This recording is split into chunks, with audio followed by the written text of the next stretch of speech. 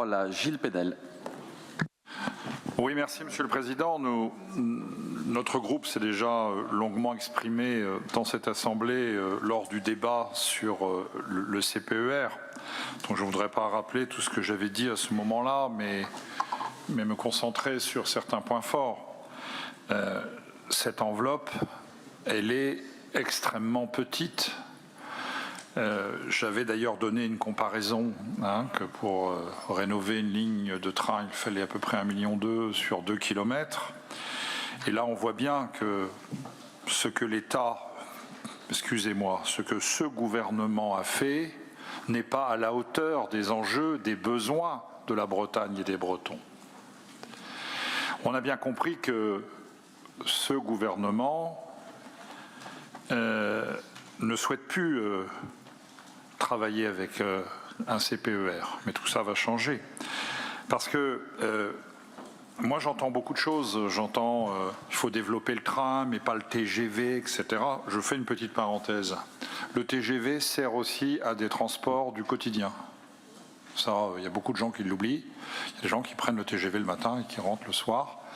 Et donc, les oppositions au TGV sont selon moi, inadaptées ici. Heureusement que des gouvernements précédents et des acteurs politiques ont construit ces lignes TGV. Heureusement.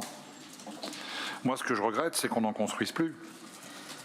Alors forcément, il y a deux obstacles aujourd'hui. L'argent.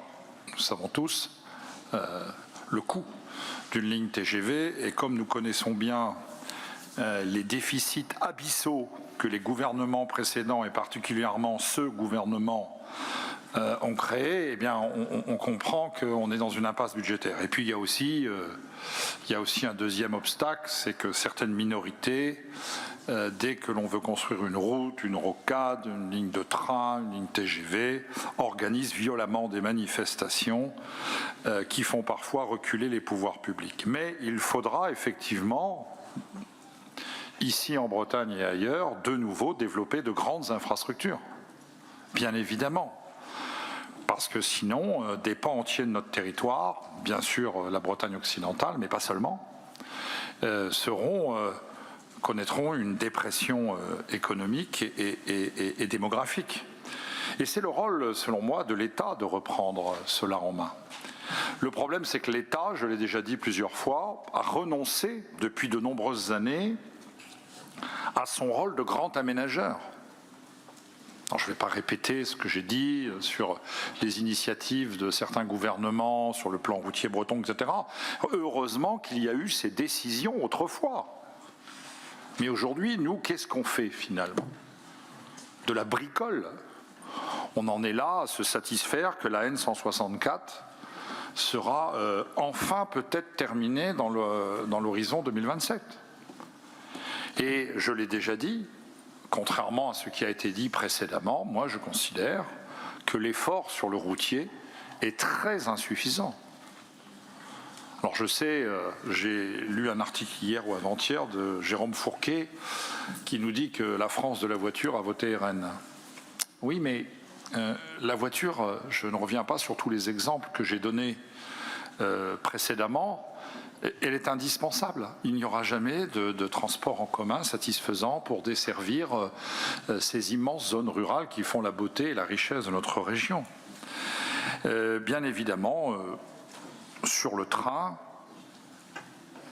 je le dis parce que je ne veux pas non plus être tout en critique, le réseau TER breton fonctionne bien. Ça, je le reconnais, j'en suis un utilisateur hebdomadaire et c'est quelque chose de très performant. Mais il faut bien sûr encore l'améliorer. Il faut l'améliorer et on ne voit pas d'avancée sur de nouvelles lignes qui parlent encore d'un projet Rennes-Fougères. On n'en entend plus tellement parler, plus du tout même. Alors je sais, nous sommes face à d'énormes contraintes financières.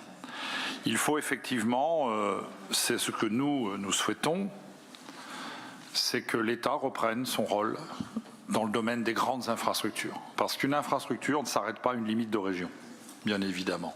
Ça se voit à une échelle beaucoup plus vaste, l'échelle française et européenne, voire mondiale.